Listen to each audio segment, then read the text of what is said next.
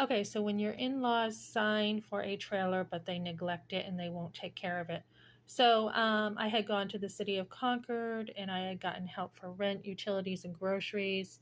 My husband's income was totally insufficient. It was 3 times below the poverty level. His parents wouldn't take care of taxes. They wouldn't take care of anything. They just co-signed this thing, thinking that all they had to do was co-sign it. They didn't keep up with payments. They didn't take care of the lien that was on top of the trailer until Dana at Concord Terrace put some fire under their butt and told them they were responsible for this trailer and they needed to take care of it.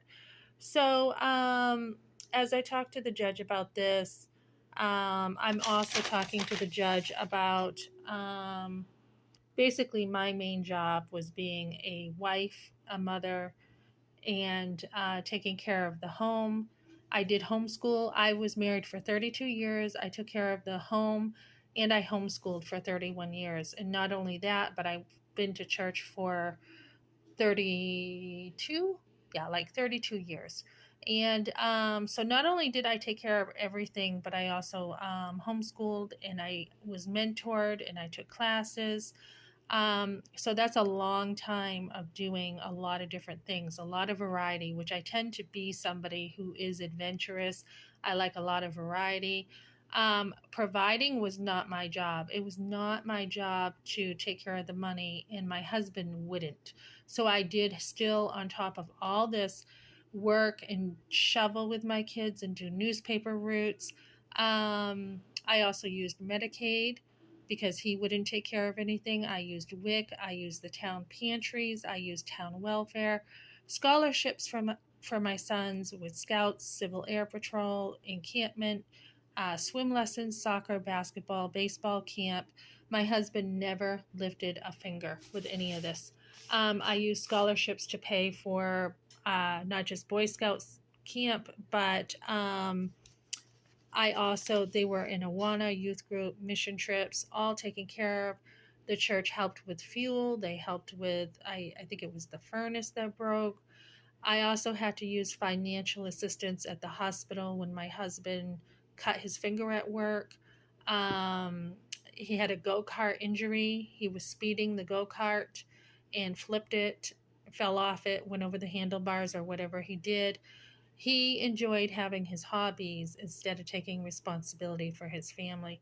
There's nothing wrong with hobbies, but when you're, not willing to take care of your family, somebody had said, why don't you sell the go kart? Because you don't have enough money and you are, just wasting money instead of, you know, doing your responsibilities. It was only $200. He found it on the side of the road. It was just like, you know what? It's fun for the guys and him. And, we had a dirt bike, super cheap. So there was some recreation that was, important to have when you have boys. But I had to take care of the financial assistance with his spider bite.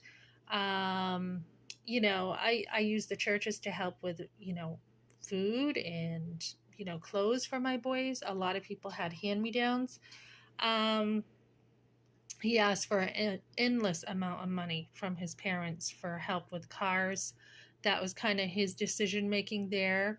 But that was my tax money too that paid those off for him. And then when I got a car, he didn't want to, he didn't want me to have one basically, even though I worked at a car dealership and got, I would have had a discount there.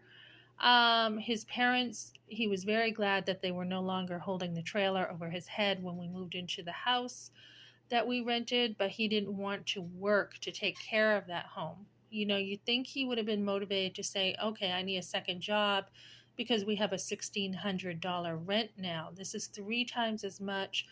The trailer was falling apart. His parents didn't help. They left their own son and me and his kids, the grandkids, in a trailer that needed work, and they didn't want to take care of it. So I had to take care of that. I had to call Dana Root at Concord Terrace, take care of, making sure that, my husband, I was like, here's the phone. You are talking to Dana. And he wouldn't talk to Dana, and I had to say, yes, we'll take the 1 month free. You can have the trailer. So we got something for it.